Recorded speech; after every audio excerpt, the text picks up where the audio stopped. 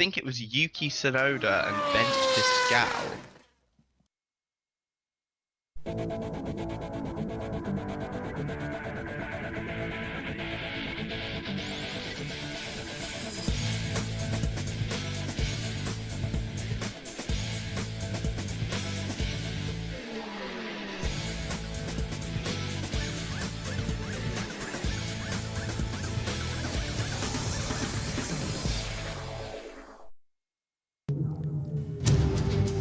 It's time for qualifying for the FIA Formula 3 Championship here at Silverstone. It's round 7 of the campaign, and we come to one of the fastest circuits on the calendar. Silverstone is a former RAF base located half in Northamptonshire and half in Buckinghamshire, but we are all set for what's going to be a feisty, energetic round of the championship, and it gets underway in just a few moments' time. Alongside me in the comment box is Wes and Jack as well. And Wes, nice to have you, my friend, as well. Thanks for stepping in and hopefully having a wonderful time of it. And what have you been making of Silverstone so far and the F3 Championship as we roar into Silverstone? Yeah, it's been really good. It's definitely got a lot closer in the last couple of races than it has for most of the season. I know most of us thought it was going to be a runaway for Rafael Camara, but yeah, doesn't seem so. The other drivers have been coming back in a big way, so very, very exciting going forward. And Jack, as the cars head out, brand new to take part on this circuit. They haven't raced here with this generation, so we're in for an interesting half an hour of action at a circuit where we tend to see a lot of traffic when they're lifting off, especially in F3. Also an incredibly fun track to drive, to my understanding, Silverstone. Probably one of my favourite tracks on the entire... you know what, I'm going to completely correct myself there. My favourite track on the entire F3 schedule is always Silverstone. Genuinely one of the best tracks, totally not British bias here, but just such a fun track to drive on. My bet currently is probably on Solov. He was fastest in practice, so I think he'll get it done in quali. Yeah, Solov taking it this morning in, when we say this morning, it was 8:45 AM and the conditions are already boiling hot. It's getting hotter, but where's rain scheduled tomorrow and on Sunday, so we've got a dry quali now, but it's completely unpredictable what the British weather can do. I mean, that's why you escaped to America, where, you know, all we've got to deal with is hurricanes. Oh, I know, yeah. Britain just was too mild for me. I needed something more. But yeah, the classic unpredictability of the British summer is ever going to be in the minds of teams and drivers alike. Yeah, what I love particularly about when we do get rain for the competitive sessions and dry conditions for the non-competitive sessions is it basically just renders all the data they're collecting useless.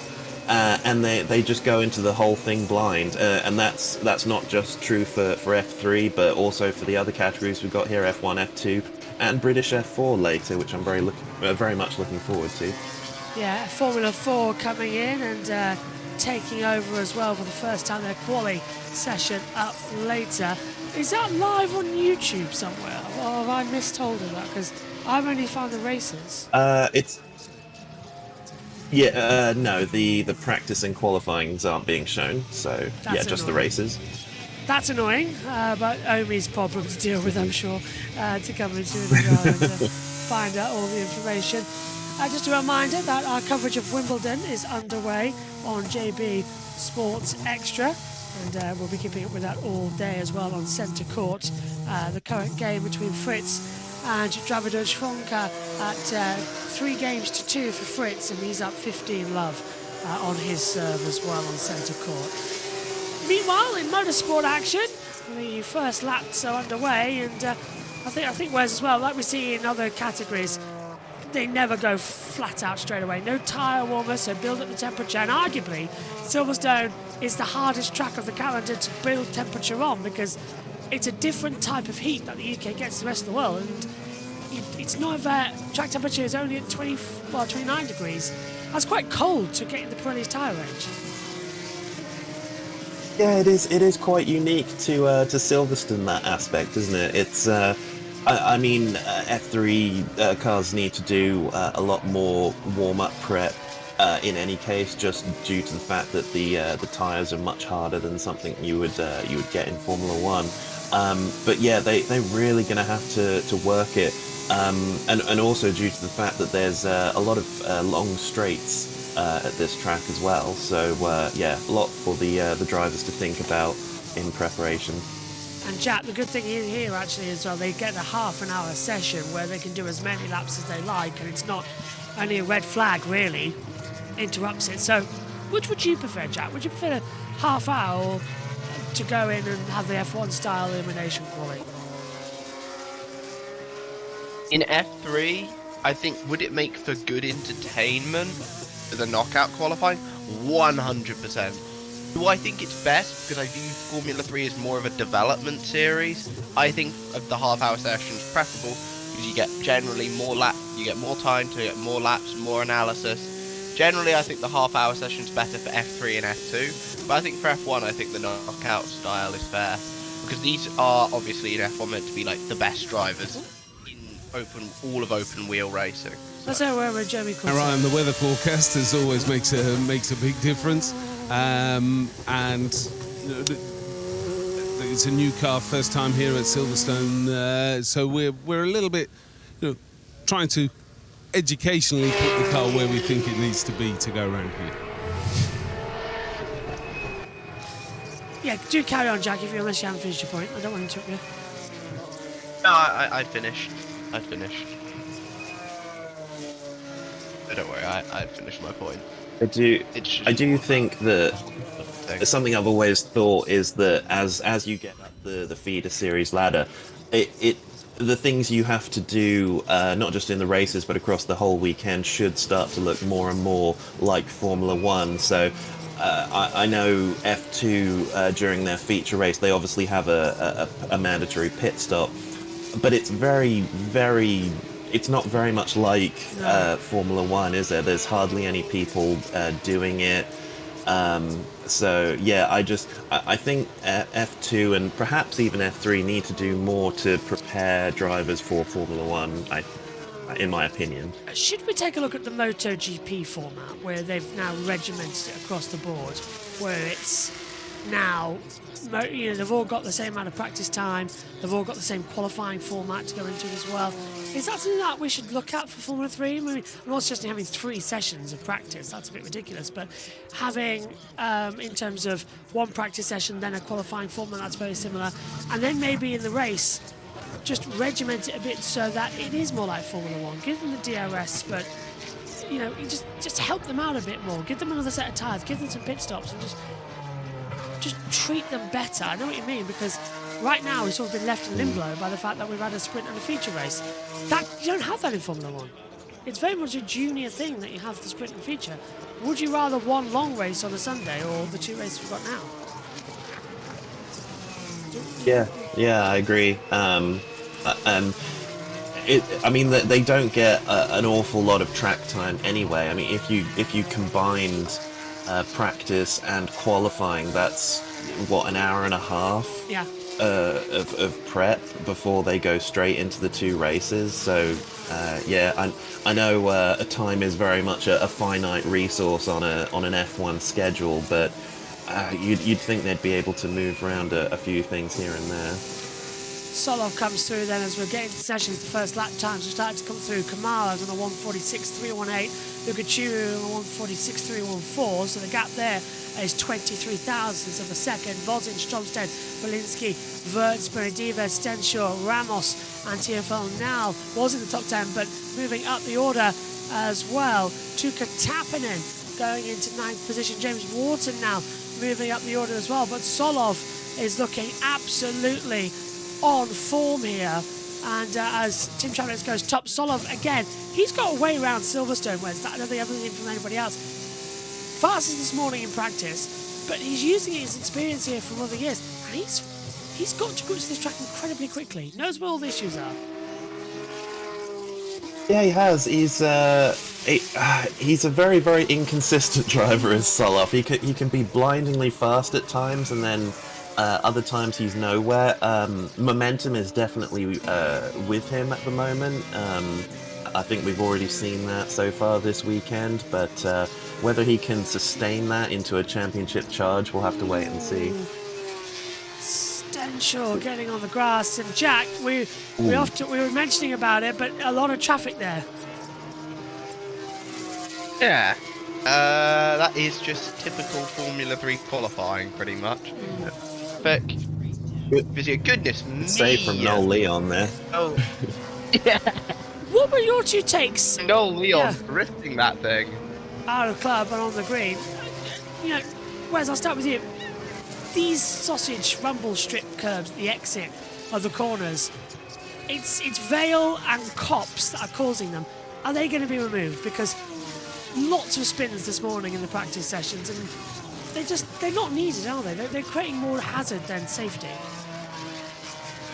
Yeah, I think we saw that plenty in Austria last weekend, didn't we? I mean, how many years and how many accidents have there been? You know, fans have been calling for it for so long now, and the officials just don't seem to want to know. So I doubt they'll be removed this weekend unless we have like some sort of a horror crash in one of the events. I mean, if anything, the F1 movie sort of dramatised the crash with F3 with Alexandra as well, didn't it, when he launched into the barrier at Monza. But yeah, it's a strange situation that we see. It was all that completely unrealistic. It would never happen. It did happen. It did happen. And we were all watching when it did happen. Yeah, I distinctly remember that, watching that crash live. Yeah. It was Alex Peroni, I believe, wasn't it? Peroni, yes. Who went up into the air, yeah. And Jack, it was all I terrifying, remember him for as well. That's insanely sad. Where is he now? Do we know where he is? Last I heard, he was in Indy next. I don't know where he is now, though. I think he's gone into endurance racing as well. One of the, I think I remember seeing him in. Oh, was it? I want to say like European Le Mans or something like that. Probably is He European. is in GT World Challenge Australia, apparently. Oh, right. Hey, there we go. The Where he has Aussies. 3 wins. Oh, so he is winning still. That's something. I'm trying to fix Megan's headset, which is literally just curled up on itself. I'd argue, on the topic of that F1 movie crash, though, I thought I'd mention, if anything, it's even more realistic, because I said I'm thankful it was an F3 car that hit that rumble car back in 2019. Imagine if it was an F1 car, especially the ones we have now, where the floors are even lower because of ground effects. Like, that thing would have gone over the barriers, into the trees, Mercedes Le Mans style. Yeah. And of course, it was a week after. I'm thankful Peroni was okay. Yeah, because it was a week after the accident at Spa-Francorchamps as well. Yeah. Which, not the greatest week of motorsport action. Everyone thought it happened again. Fractured vertebrae is what Peroni had. Unsurprisingly. So, halfway through, cars return to the pit now to their first runs. Solov, Tramnitz, it's Nasmo to prove as that goes third fast as well, as Solov returns exiting the pit lane. They don't want to waste around, do they, Wes? Usually we see them waiting for about 5-10 minutes before going back out. They're straight out there as well. Yeah, they definitely do. I think this of course, this circuit is much longer than the Red Bull Ring last week, so they do have less time to mess around. They've got to get out there and keep circulating. I'm very not surprised to see Tim Tramnitz all the way up there in second place. He's been a bit of a dark horse this season, hasn't he?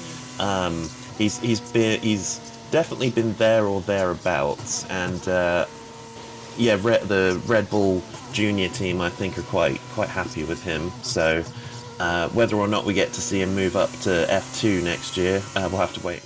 Not exactly the start that we wanted, but yeah, it's been not the same issues every weekend. Sometimes it's the qualifying, other times it's the race pace. Like in Barcelona, we had 2 great starts, but in the feature race, we dropped a lot at the end, which was not the case in Red Bull Ring. So then the race pace was really good, and then at other times the qualifying pace hasn't been there. So it's been different factors, but yeah, we just need to get more consistent with both short run and long run pace, and I think if we get that, we can be fighting at the top. But yeah, it's not so easy, of course, new car this year, so it's not easy for the team as well to get the car dialed in, but we're doing our best to be able to do that. Check in with the more feature. Martini Estencio up to 4th in the championship with that feature race win, his 2nd win of the season after claiming top spot at Monaco. And into the brakes he goes at Village, and you can see him just fighting away with the steering wheel. Talking about the team there, one thing with the new car is returning drivers don't quite have the advantage they might have done in previous season. I think that's one thing he was alluding to there. Here we see Roman Belinsky will consider this somewhat of a home race. The Polish driver knows this track very well. Bad form for him in the last 2 rounds, some unlucky results, but let's see if he can go and put that right here as he heads down the start-finish straight, preparing now for these final flying laps. What's going to be going through the minds of the drivers here, Joe? They'll know from that first run where the weakness was. They'll know where they left some time on the board or potentially a track limit issue, so they'll be addressing that. All drivers approach it differently. Myself on an out lap, prep lap, used to love just talking to myself physically out loud. This is what I'm going to do different. This is my brake point. I'm going to get off the brake. I'm going to into 3rd, off the brake, and I'm going to go. And you kind of build up your own positive mentality, your own cheerleader inside of these Dallara carbon fiber chassis, and it's all you've got to yourself. The team talking, sometimes you almost just turn them off. You just white noise it, and you just concentrate on your own thoughts. But these prep laps seem to go on for an eternity as you're waiting for the tyre to be ready for the ultimate push. Especially around a place like this. And I'm sure when you come up to a corner like Copse, you know, really fast corner where you know you have to attack the next lap, it must be something you're mentally preparing for. You know, the next time you're coming through there, you have to absolutely nail it. And that's something Kamara will be saying to himself now. Yeah, and a prep lap coming into it as they come out of Stowe down towards Vale. And the chicane to lead you back up. 15 minutes to go then. We're halfway in the qualifying for FIA Formula 3. As we come out of the last corner and give it the old welly and up towards the line. Solid on a 1:45. 6:55 is the time to beat. And several drivers out there on the circuit. 1, 2, 3, 4, 5, 6, 7 in the pits. Quite a big gap as well, actually, whereas as the fans start to build up. Would you ever go camping at Silverstone, or would you rather not risk it? I've never been one for camping. I've got to say, I think the first time I ever went camping was in the middle of winter, and I had a horrible, horrible night. So yeah, I've gone off it since then. Jack? I've been camping once, ever, and that was for a school project. Not school project, college project. My bad. We had to basically walk like several miles every day. It was like a hiking thing, basically, where we hiked to each campsite. Yeah, never again, please. I would have shot myself. Was there an exam at the end of that? No, it was just literally. It was more for the people who were like the level above us to practice their map finding skills. Something which I'm notoriously terrible at. Same. Yeah. I'm so glad I live in the era of GPS and sat nav. Yeah. Otherwise I'd be terrible at it too. Oh, same, mate. Honestly, like sat nav's a lifesaver. Whenever I'm cycling and I get lost, just literally boom, put my headphones on, set a sat nav, and then go. Even then, I still get lost. Yep. I don't bother. I'm not. I still have it on. I still have it on for when I'm driving, just locally around the area I live. I'm so bad at it. As I get older, I very much identify more and more with James May in that respect. Well, follow the bus going to Guildford. I wouldn't be against it. Suppose it makes sense. Free sat nav service. as they come through. Belinsky now coming into the last 2 corners into club. Over the line, he's 11th fastest at the moment. Isn't it an improvement? 4th fastest, yes it is. 1:46.098. Callum Vosin though doesn't improve his teammate. 1:46.161. Tim Chaminitz we now ride with, 2nd fastest to Solov. And he's 3/10 down as things stand as he flies into the Vale chicane. A little bit of a step out coming up into the last corner and over the line, and Chaminitz stays 2nd fastest, but improves now 2/10. It's a 1:45.860. Oh, Stromsted's looking quick, but Nice. sliding. Go on, Wes. Oh, no, I was just going to say, nice improvement from Brad Benavides in the AIX up in 6th place. I think he's really been a bit of a poster child for how damaging to a driver's career it can be if they advance too far up too soon, because he was in F2, I believe. Was it last year or the year before? Yeah. And was constantly at the back, but now doing very well in Formula 3. Stromsted into the Vale chicane. Kamara's up in the middle sector. A little bit of a snap return. Getting very warm in this box now as the sun beats down. And Stromsted. Then again, though, about. Sorry, well, it's Solov goes into 1:45.655, 1:45.695 from Stromsted to go second, but Rafael Kamara 1:45.176. He's fastest overall here and takes provisional pole position with 10 minutes to go. Go on, Jack. Yeah, that time is going to take some beating there from Kamara. It's a nice reply from the early speed we saw from Solov. I'll be very interested to see if he can reply. Let's have a look at a replay. This is Christian Ho in the Dams car. Taillight's Is he going to have a spin at Cops? It's the taillight. Taillight's broken. Oh, the taillight. Oh, goodness, yeah. So yeah, that's... he's going to have to come in and get that repaired ASAP. Some of the screws loose as Stromsted and Kamara go side by side. Yeah, go on, Jack. What were you going to say before Kamara comes across the line? Someone's gone through the gravel. About driver development. Yeah, go on. About driver development, drivers going out too quickly. I had this criticism of a few different drivers that have been proven wrong on that. I was like, oh, this guy's probably being moved up too quickly. Most notably, I said this about Felipe Dragovic. Boy, was I proven wrong, because he was not good in F3 at all. He got moved up, immediately started winning.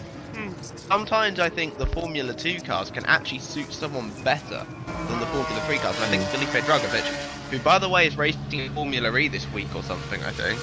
Yes. Man, a few words drop. Strom says radio's not working. Go on. Yeah. Yeah. Doing the Berlin test next weekend on the Monday, I think. I think he's racing. Oh, is he? Yes, sorry, yes, he is. Yeah, he's also racing. Yes, he's replacing. He's racing. Who's he replacing? Because they're doing wet. De Vries. De Vries, yeah, De Vries is doing World Endurance Championship. Yeah. Sorry. Yes. Buemi said he's going to prioritise Formula E instead. That's because he's in a championship position this season. He's not in Toyota. I definitely agree with you, Jack, that... Oh, sorry, no, I was just going to say, I do agree with you that certain drivers' driving styles can suit different cars. We're seeing that in F2 as well with Alex Dunn, who was really sort of midfield at best in F3, but, you know, is now fighting for the championship in F2. Yeah, just needs to not crash, please. As a McLaren fan here, please stop. You're so close to a race ban. Is he? How many points is he on? Like, he's on like, what is it, like 8 or something? Yeah, it's around about 8. Goodness. Yeah, so he's getting close. Something like, let me have a look.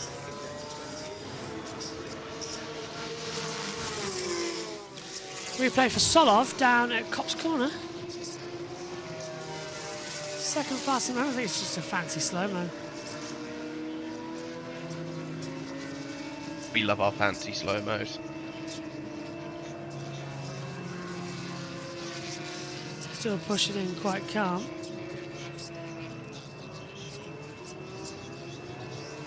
I can hear like a fire alarm in the background of the commentary box.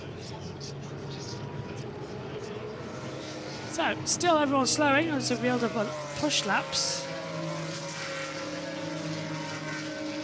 not very much so far to push with, is it? I suppose, Wes, we're going to see it change quite quickly as the last 7 minutes or so close in. Yeah, Yeah, it's normally pretty intense the last few minutes of an F3 qualifying session. You even tend to get drivers who maybe weren't very high up in the majority of the session up to that point stealing first. So yeah, there's really no predicting the qualifying session. Callum Wurtz now into the last couple of corners. Is that correct? Charlie Wurtz. Charlie Wurtz. Why do I call him Callum? The heat getting to me. It's Callum Voisin. Yeah. I'm going to take these headsets off. Actually. Yeah. Is it very hot inside the shed right now? Very hot. Very hot. It is 24 degrees outside, and it's 49 in here. So it generates heat. I've had to turn the lights off. That's why I'm a bit darker. What do you say? In a sauna in here. Yeah, it's very hot. Yeah, I've had to turn the light out in the commentary box otherwise because it was actually making the room hotter. It's an LED, but it was just making it hotter and hotter and hotter. So it's a strip light, so that's gone off. We're going to get a fan in here for this afternoon's practice because it's just generating loads of heat. And also, this fool came to the commentary box without a drink for this practice session. That'd be quality, so yeah, that's gone down well. I'll have an ice cream in between the gap of the sessions. Cool me down a bit. There's about half an hour gap anyway, which is quite nice. 5 minutes to go. Just a reminder also here that this afternoon the World Feed takes you to the first Wimbledon match in centre court. Matthew Owens will have match number 2. And match 3 is myself with Emma Raducanu on the centre court as well. Go on, Wes. I know you're going to say something. I'm sorry, what? I thought you were going to say something before I started talking about the tennis. No. Oh, okay, good. No, go right ahead. Didn't want to interrupt you mid-flow as it comes into it. Just to update you at the moment, Fritz now leads 1-0 into the second set there. I'm enjoying covering something different as well, other than motorsports. Nice to have a bit of tennis coming through. Yeah. I think Nikita Johnson is doing quite well. Currently running 26, so not at the bottom. Obviously new in for this event. Previously it was in GB3, I believe, yeah. and was running up there. So he's having to miss the GB3 round at the Hungaro ring this weekend. But getting some valuable experience. And Omi's got that live on JBMotorsports 2 as well, and Freka from there as well. Are you on the commentary for that this weekend, Wes? Some, not all. I'm still trying to figure out my schedule. It's a crazy weekend as well. Omi will be back with us in around about 45 minutes time. He'll be with us as well in the commentary. He's ready as well for the second practice session of the day. JT's taking over at 4:15, so an hour later. It's all sorts of funny games here this weekend for the British Grand Prix. Hopefully on schedule, Sanson might be with us for the British Grand Prix, because of course he's not there this weekend. He's not, for the first time in about 5 or 6 years, he's not at Silverstone. So I said, come and join us so you can still do it. And grab him in the box. I mean, we've got 90 minutes of pre-race show to film, then a 2-hour Grand Prix, and then a post-show. Then off to Mid-Ohio, that's going to be fun. Then Chicago. Tramnet's now on the lap time. It's up to 7th fastest. Slipped down now from the early highs of the early part of the qualifying session. Let's see what he can do as he comes over the first sector timing line. He's 900ths of a second up. Here's Tifel now. Good speed from but we've got one more opportunity, so let's go. Yeah, into the last 2 minutes, so Tifel now wants to go for it. Go on. Yeah, no, I was just going to agree. Yeah, Teofeld now currently up there in second place for Van Amersfoort. A team doing extremely well this season. They've really got their eye in. They've had a couple of seasons where they maybe haven't had the best drivers available, but now they've got a talented bunch, and it's really showing. Still pushing as incredible as they can. Yeah, Tramnitz lost a little bit of time in the second sector, but he should still vault up the order with this lap. Stenchel looking quite strong as well. Personal best sectors 1 and 2. He's a few seconds up the road. As we now... Soloff going quickly. Sector 2, he's just done a purple second sector. Oh, second place from Stenchel, front row, 1:45.488. And Tramnitz to second as well. So, what can Solov do with that middle sector time? On board. Surely he's going to take it.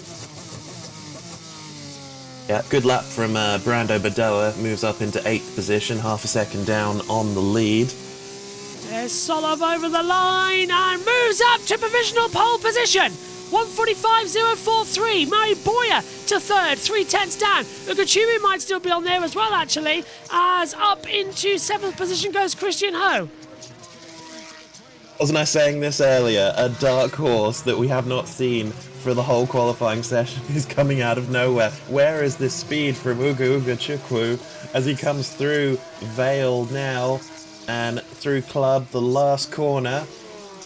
He's going to improve, but where's he going to go? It's Pete! Second fastest as the flag comes out. He's 23 thousandths down. You can't get much closer than that. That is fantastic.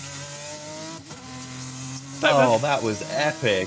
I loved that so much. As Kamara now, he's going to try and get... It's not been the best lap, and he stays third. Loses out on time. Yellow flag's out. As Tuka Tappanen's come into the pit lane. But where's this local yellow? That will spoil the party for everybody. Green flag. Yeah. Don't know. Okay. Yeah. Charlie Wirtz now doing some personal best in the first and second sector. Still about close to half a second down. But this should be an improvement from his current 16th position. Goes through Stowe nice and tidy. Just behind his teammate. Oh, is his teammate going to get in the way? Nope. No, he gets out of the way nice and early. And Charlie Wirtz comes through Club now and across the line to go into 6th. 1:45.480 then. I think everybody's taken their lap time, got involved with that yellow flag. So it looks like Solov is going to have pole position for the feature race come Sunday. Reverse grid once again to Nasipol into Pruvazak. Here at Silverstone. Pole. Well done. Oh, what a stress, man. That was not a nice lap, I have to say. I could have done better, but yeah, it's something to work on for sure. Yeah, I felt under pressure, so let's go. We're keeping it up. That's the important part. Thank you. He feels he can go better. He's still got pole by 23 thousandths though, whereas that was fantastic lap time. Oh yeah, it was, and good to see Prema back up at the front where they belong. They've had a horrible season thus far. They only just got off the bottom of the teams championship last weekend at Red Bull Ring. Me too, my friend. Good job, good job. There's a Gachu who's down in second place as well. Yeah, absolutely. I did not expect to have that particular prophecy come true. when I said that we'd get some surprise out of nowhere, but yeah, great lap from Uguga Chukwu. And on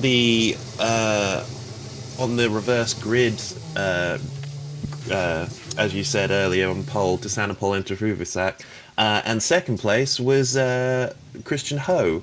So he's obviously came back in to get that rear light repaired, and it didn't slow him down, did it? So great lap from him as well. That's going to be an interesting grid tomorrow, especially if it's wet weather there, Jack. That's going to be a great Grand Prix. The wet weather at Silverstone produces absolute classics. I mean, look at 2008. But that was a bit more than wet weather. That was British weather times 1,000. I thought we were going to have a red flag I think at some point. there was like only 2 cars. I think there was only like 2 cars that kept it on track the whole time, and one of them was the winner. So it is weird seeing a sponsorless car, pretty much. McLaren car has like, well, it's a Prema, I get it, but that McLaren Junior has like no sponsors at all. Watching NASCAR, I quite like it. You have these random sponsorless cars. Yeah, I quite like it. I wish more cars could be sponsorless, actually. It's a bit like the Batmobile, isn't it? I know, some sponsors have really cool liveries, though. One thing I love about Silverstone is I've still got the original pit and paddock complex that they built up, but they've renovated it over the years as well. So the old start-finish track is actually newer than the wing. It's just daft. They could make a mini wing section down there. No, 2 different ones. Yeah, well, Silverstone renovated for Formula 1 years. And there we have it then, to go through. Okay, let's head down to the world feed as we wait for the results. With another chance there, not quite the pole position he may have wanted, but 5th place, solid result. Yeah, really strong. It's very quick in sector 1. A lot of the time, purple sectors were being traded between him and Solov there, and you can just see him cruising in to pit lane and using the old national pit lane for their base this weekend. So we'll see him turn right here, the RDC clubhouse on the right, and yeah, it's going to be an interesting sprint race tomorrow. It changed a lot at the end there, didn't it? I don't think it was probably would have been impossible to keep up with every change that happened at the end. But what an exciting start to the weekend qualifying. I think those fans and us fans are set for very entertaining racing.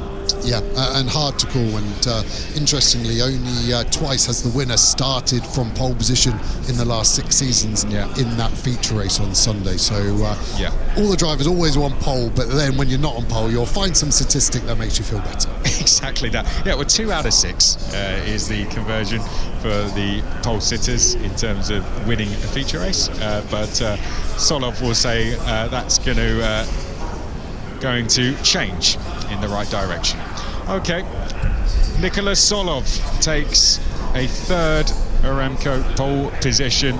Ugo Ugachukwu putting himself on the front row for the first time. Rafa Kamara 3rd place, Mari Boyer 4th, Tim Tramnitz 5th, then Charlie Burtz, Martinius Stenchon, Lawrence Van Hoopen, Teofil Noel Leon rounding out the top 10. Rounding out the top 12 was Ho and Intrapuvazak, then Benavides, Giusti, Stromstead, Badaware, Belinsky, Ramos, Tapanen and Wharton, Dominguez, Del Pino, Sharp, Zagazeta, Voisin, Johnson, Lacorte on his return, and then G, Marinangeli and James Headley, the British driver, rounding out the field. That is all for qualifying. All that's left to do now is go racing. It is first blood to Nicholas Solov, who takes a 3rd pole position and 2 points. What will happen in the races? We reverse the top 12 for the sprint race tomorrow. Join us to see what happens when we go green at 9:15 local time. We'll see you then. We'll see you then. Take care. Bye-bye.